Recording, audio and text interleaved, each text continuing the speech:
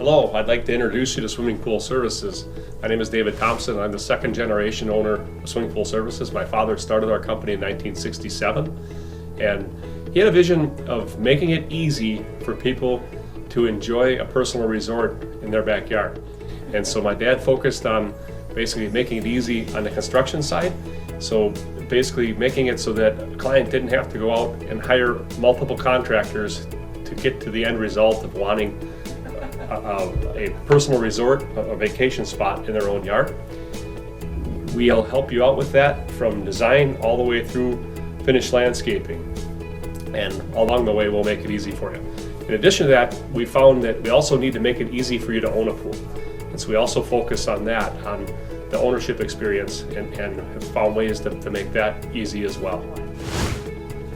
So one of the questions I get asked very commonly is, how much does a pool cost these days? And that's kind of a loaded question. The first thing is what does your personal resort look like to you? And there can be quite a wide range with our clients on what the services we perform for them.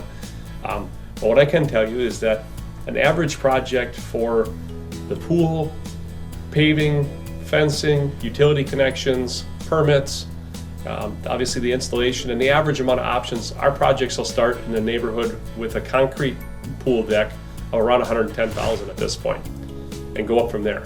And one of the things, materials, paving, coping, and things like that can dramatically escalate that cost. You could easily spend $50,000 extra just on paving and coping if you choose to. Also options, sizes, access, and things can all enter into that, but they'll basically start around that $110,000 mark. So the next most common question we get today is, when can you start? And unfortunately, we have a pretty healthy backlog. Currently, we're booking for the middle of summer for 2022. One thing that we do a little bit differently though is we schedule our projects and place them in our production schedule. But each year, we actually, while they're in the production schedule, a client might be in the production schedule for May, we'll actually start to try to build some of the projects in late winter. And so in a lot of years, we'll have 4 or 5 projects in the ground before we get to May, and then we can adjust our schedule and slide people up as we're able to.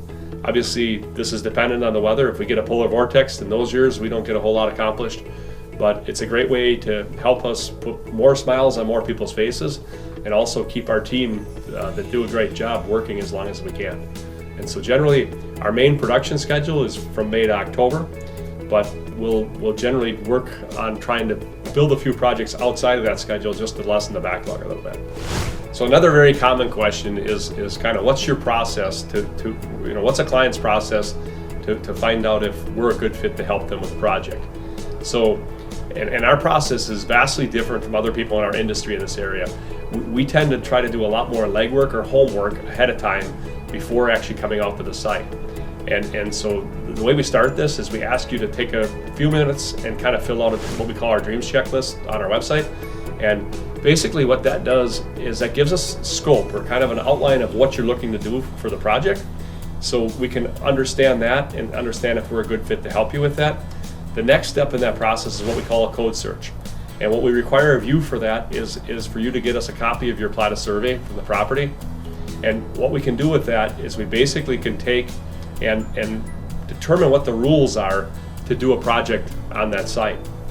So we try to do that legwork, and then once that's done and the code search is complete, one of our design consultants will reach out to you and basically talk through that with you, and kind of talk through what your scope is, what we found from the code search, and then determine best next steps.